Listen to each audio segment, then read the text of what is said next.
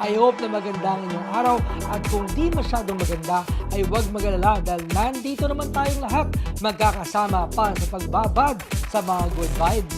Walang masamang trip na di nababago ng good vibes na mga kagaya ko, kagaya mo at kagaya nating lahat na merong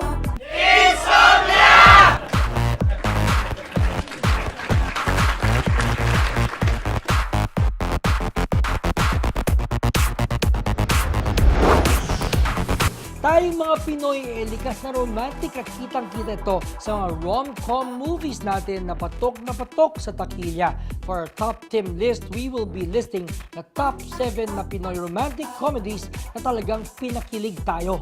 This is our rom-com edition of Updates Reloaded.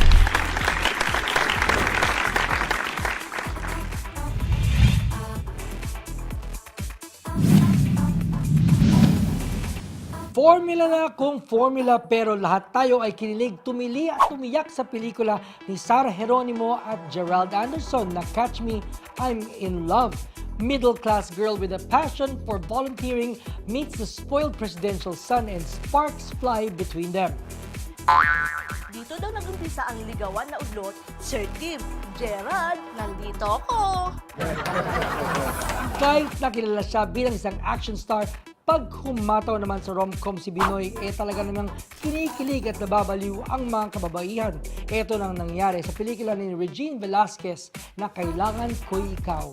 Di man ito ang first rom-com ni Robin, ito ang pinaka-favorite ng mga fans. Kasi naman, Sir Kim, napakatotoong gentleman talaga ni Robin. Sino ba ang di kikiligin? Taking a different route, sexy star Joyce Jimenez tries her hand in comedy and stars with Aga Mulak in the Jose Javier Reyes Star na narinig mo na ba ang latest? Marami ang nakarelate sa pelikulang ito, di lang dahil sa sometimes love springs from hate, kundi halos lahat ng tao ay naging biktima ng chismis. Dahil malang mga chismis, ako, di ko pinapansin mga yan. Wow, may chismis tungkol sa'yo, Rosa? Sikat naman po ako eh. Eh di ikaw na. Love Lost and Found Again, sort of. Yan ang plot ng John Lloyd Cruz at Tony Gonzaga starrer na May Amnesia Girl. Nakatutuwa, nakakakilig at nakakaiyak ang pelikulang ito na nagpakita ng mga stages ng isang relationship at the awkward way of trying to win someone back. Sa gwapo ni John Lloyd, di mo siya makikilala. Weh! Bago pa nauso ang friendzone, may pelikula na tayo tungkol dyan. Ang Loves Kita, Okay Lang Ba? Was a story about how best friends fall in love, young love, and self-esteem. Starring the hottest love team nung panahon na yon, si Jolina Magdangal at Marvin Agustin ang nagbigay buhay kina Bujoy at Ned. Diyan yung very famous na line na, "Oh yes, kaibigan mo lang ako and I'm so stupid for falling in love with my best friend." Ito ang pelikulang naging trilogy. Sino ba naman ang di nakakilala kina Laida at Miguel? Di man bago ang formula ng pelikula na young, ambitious but kind-hearted middle-class girl meets rich and angry man of her dreams, kinilig pa rin tayo sa napakagandang chemistry ni na Sarah Geronimo at John Lloyd Cruz. A very special love nga ang binigay sa atin ni Laida at Miguel. Napaka-cute at touching ng plot and storyline ng pelikulang Got to Believe ni Rico Yan at Claudine Barreto. Ito rin ang last na pelikula ni Rico Yan bago siya pumanaw. Kahit na 13 years old na ang movie na ito, it is still considered as one of the best Pinoy rom-coms of our generation. We miss you, Rico. Yap, next, marami na rin siyang mga naging pelikula from romance, comedy, drama, pati na rin na action. No doubt about it, he is definitely full of talent and that talent runs in the family. Tonight, makakasama natin siya to talk about his latest project on stage under the clay lights as he plays the lead in La Cajo Fall. Kasama natin mamaya si Mr. Michael de Mesa. Join the discussion online. Use the hashtag #TheTimYapShow Season 6 and tag us sa Twitter pati na rin sa Instagram at official Timyap. Ito na, all together now. Ikaw, na-hashtag ka na ba?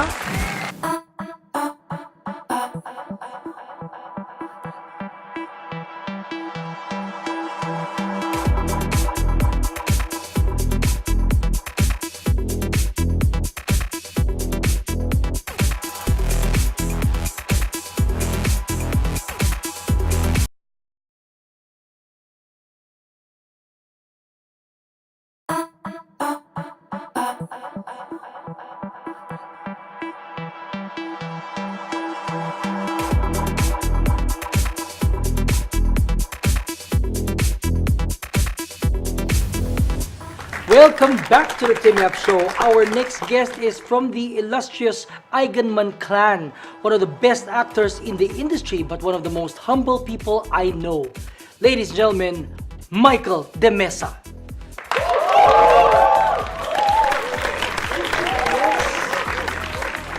Ayan, nakakabinging applause na yan, sa totoo lang ha. Oh. Hey Michael, how are you? Good. Wow, it's such a long time no see. I know. We see each other in the theater, you know, when palabas na tayo, but you know, I'm so happy that we're gonna be able to talk. Yeah, it's been a Tonight. while.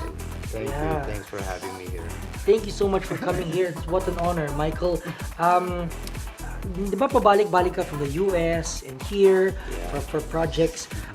What made you decide, are you finally coming back home? Well, yeah, getting there siguro kasi since 2012, I've been here longer than I've been in the States. Yes. So, I guess dito talaga yung calling na bumalik na dito So, I left Manila 2009 to pursue something else in America. So I did that for about 2.5 years. And then there was an offer that I couldn't refuse. So Yeah. I came back. But you pursued having a corporate job, something like that. In America, yeah. In America. What was working in corporate America like for somebody like you, an acting heavyweight who's done, countless films na nasa history na ng film sa Pilipinas? I worked in the healthcare industry. So I did marketing for an ambulance provider. And then I became a basic life support instructor. So I would teach CPR and first aid. First aid, yung mga ganon. Yeah. Pero dun sa marketing ko, I would deal with a lot of Filipinos. Siguro mga 80% puro Pinoy. Mga nurses. So lahat sila, pagkakita sa'yo, selfie ka agad. Yeah, oo. Nakatulong din yung Yes. yung kung sino ko. I guess that's the reason also why my boss hired me. My boss was puti eh. So we were introduced by a Filipino who worked there. And siguro nakita niya yung potential na since puro Pinoy yung clientele. Na hinire niya ako. So So in nakatulong naman. in those 2.5 years, did you miss making movies, appearing in the theater? Yes, I did. Although I guess I missed the work. Yes. Pero yung how it is, 'di ba? Yes. Kumbaga yung system na syempre we're still hoping na there will come a day na mababago lahat 'yan. Yun yung hindi ko na-miss. Pero na-miss ko yung work per se. Yes. And then of course most of the family members are still here. So But it was also refreshing for you to, get out of this, the industry. I And think I needed that. diba? Yeah. Kasi minsan nakakasakal, claustrophobic and all that. It reached that point wherein yung feeling ko parang almost jaded na, which I was very very afraid na mangyayari. So I think it came at the right time. I needed that break. Yes. So when I came back refreshed, new outlook, new attitude, walang nagbago, pero iba ang nagbago yung paningin ko. Yung paningin mo. oo. Diba? So ibang eyesight pagdating Oo, sa same iba na subject. yun. Oo. There are certain things na you can't change di ba? Na you wish you can, na sana mabago yung certain, pagpapatakbo. But there are also certain things that you just need to accept. Yeah, and that's become the nature of the beast. Yeah. Parang ganun. Yung sa'yo, anong natutunan mo personally in your 2.5 years of, making yourself be like your anti-jadedness cure? It taught me, it made me realize also kung sino ako talaga, di ba? I guess, I was put in this industry for a reason, and I realized that's who I really was, di ba? An actor first and foremost, who's always hungry for new material, good material. Wow. And then now, pagbalik mo, I'm sure there was a deluge of material given to you. How does one choose? How does a Michael de Mesa choose material? It gut feel eh. Minsan there are materials that are offered na parang nag-uusap kami ni June, my manager. And then, pag hindi ko talaga feel na magwo-work siya or if it's something I've done already, sometimes we just, pass on that. So, Kasi na-check ko na yan off my bucket list. as much as possible, di ba, I want to do something fresh. That's why I do theater. Yes. Kasi that's something I don't have the luxury of choice in television. Diba? But I have that sa theater.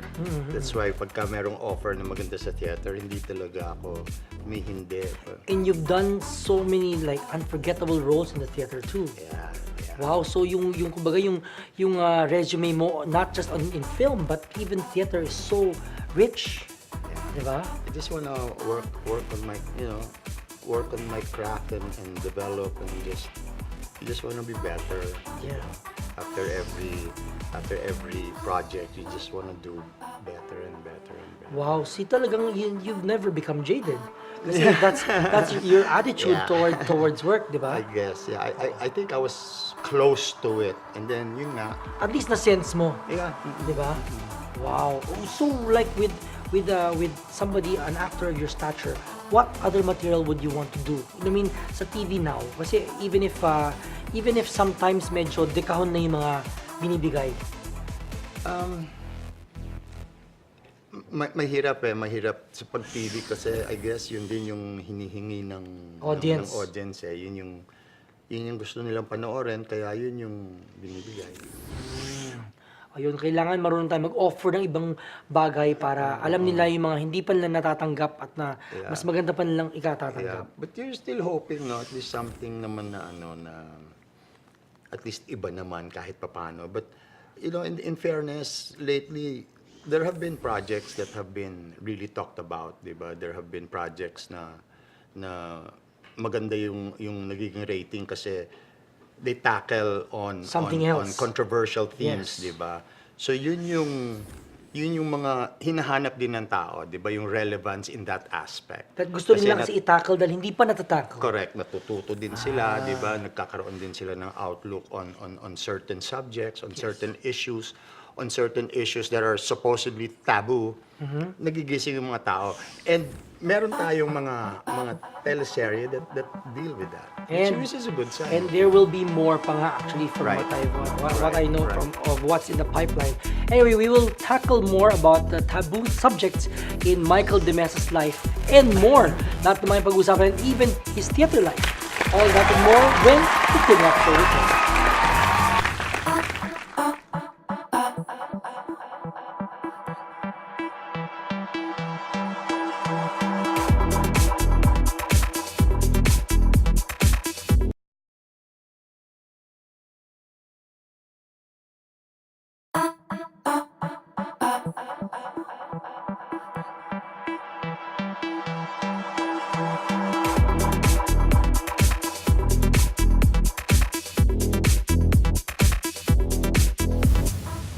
And we are back here on the Kidnap Show. Kasama natin in bed with Michael de Mesa.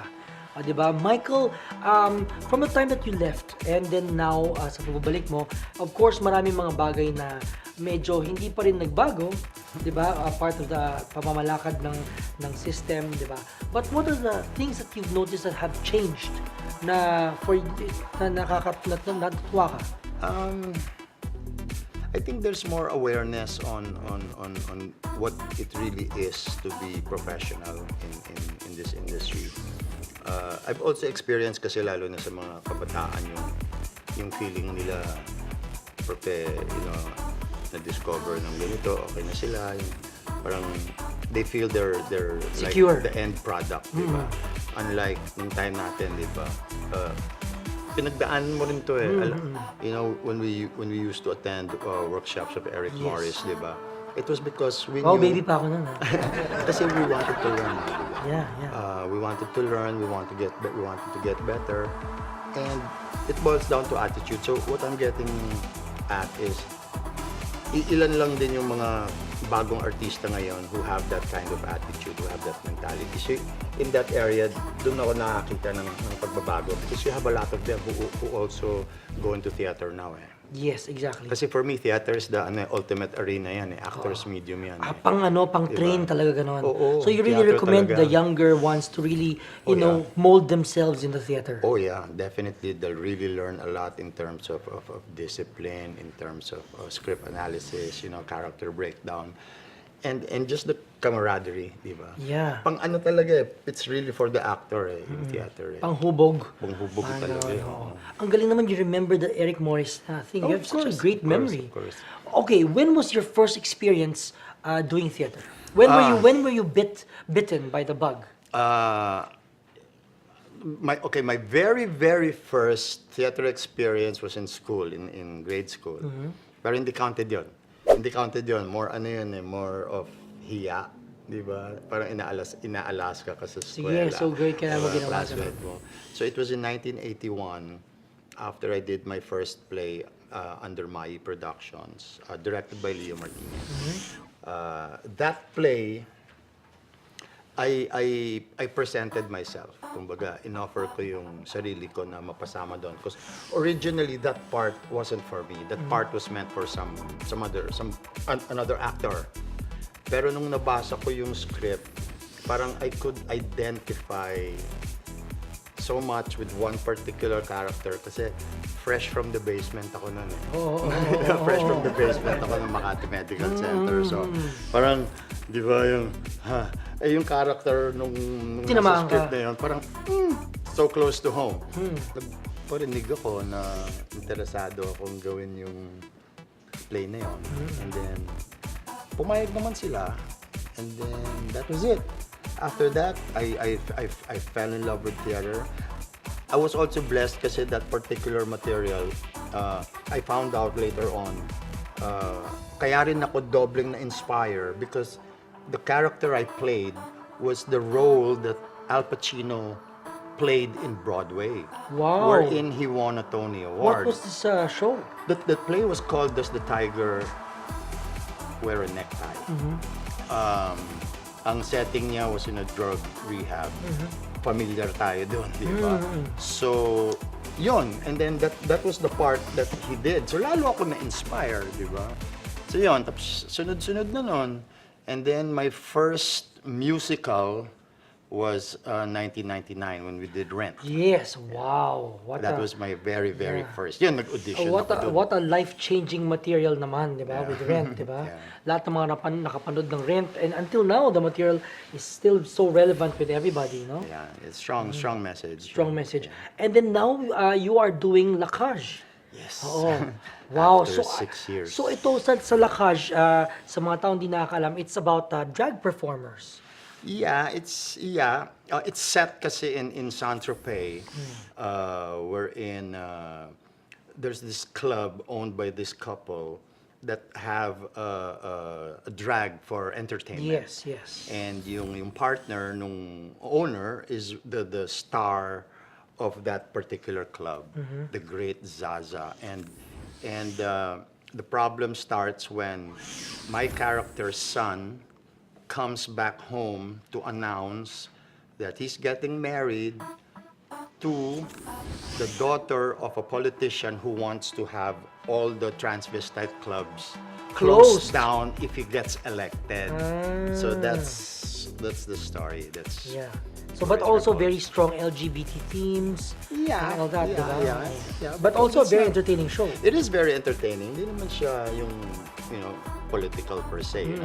But of course, it's definitely acceptance for one's gender, acceptance for one's emotions, who one person wants to fall in love with, and yun, walang judgment.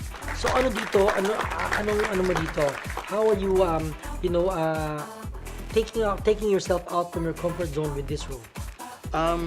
It's tough because it's been 6 years since my last play. It's been 6 years. So this is really and maraming factors because I'm doing this together with the teleserye. So yung schedule ko Wow. jumbled talaga. So Walang tulog, tapos rehearsals. Yeah, rehearsals, ganyan. but I'm really having fun because it's also my first time to work with Nine Works. Yes. First time with Robbie Guevara, and my first time with Audie Amor. Wow. I mean, so theater legend yun. Yes, So oh. I've always wanted to work with Audie. I've seen him in a few productions, at yung respeto ko talaga dyan. Ang It's galing way naman, up no? there. Even the top veteran actors, they look forward to working with each other. Oh yeah, I mean, Right? you learn from one another. I mean, nagpa-fan mode din naman ako, di ba? I Cute also naman. humahanga din ako sa mga ibang artistang magagaling talaga. Galing. Okay, now it's time to play a game.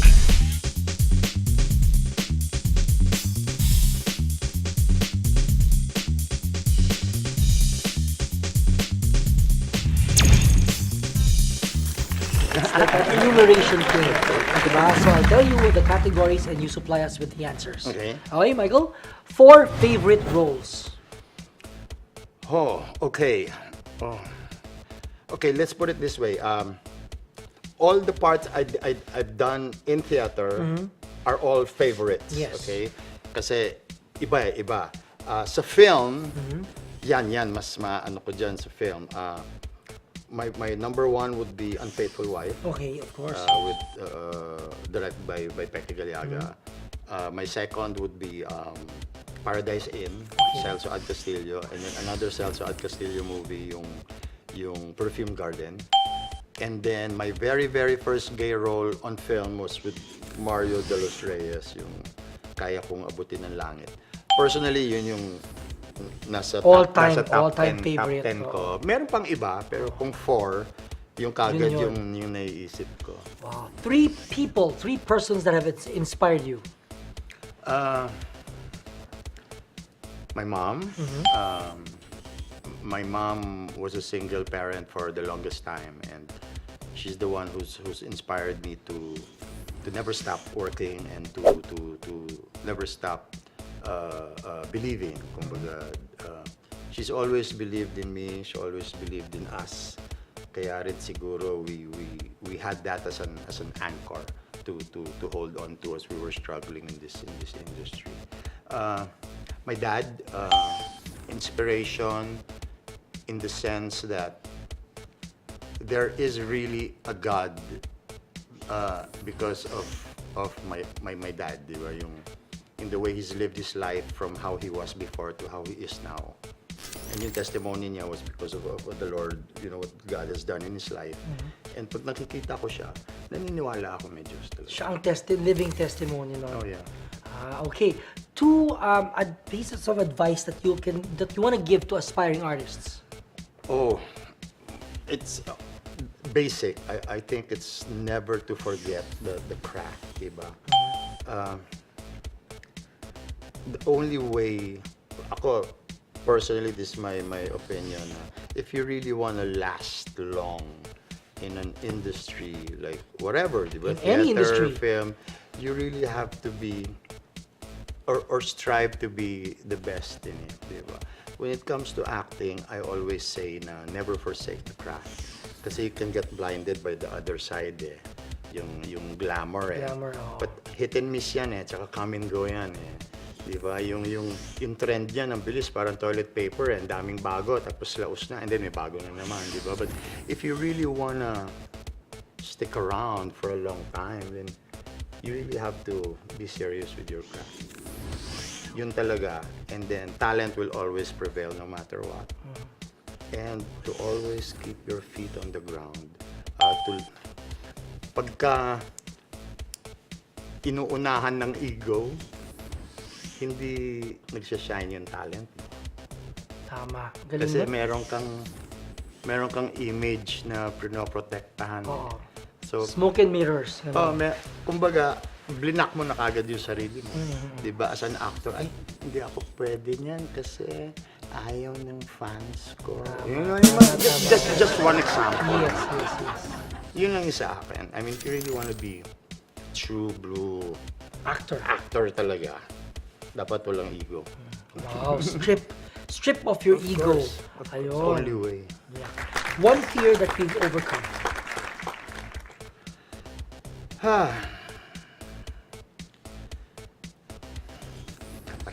fears eh. Oo, hindi mawawala Hindi yun. mawawala eh. I Hindi think, lang one. Hindi Oo. lang one eh. Maraming fears eh.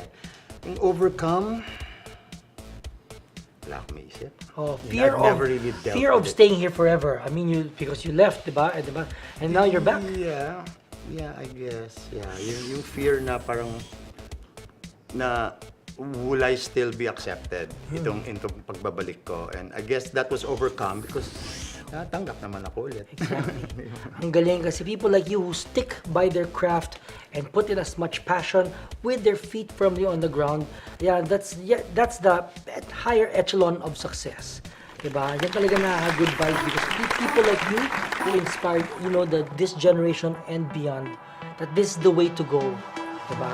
And we shouldn't be jaded because marami pang bago, marami tayong pwedeng matutunan. That's what life is all about. Diba? Thank you so much. Good vibes being with a man as talented as Michael de Mesa and as humble as he is. Like ko sinasabi, dapat laging good vibes para laging good night. Kasama si Michael de Mesa. Please watch La Caja Fall showing this. Yeah, we open on the 28th of February at RCBC, and then we have shows Friday, Saturday, Sunday until March 20. Yeah. Hope to see you there. Yes. So you are watching Quick Reaction. Good night.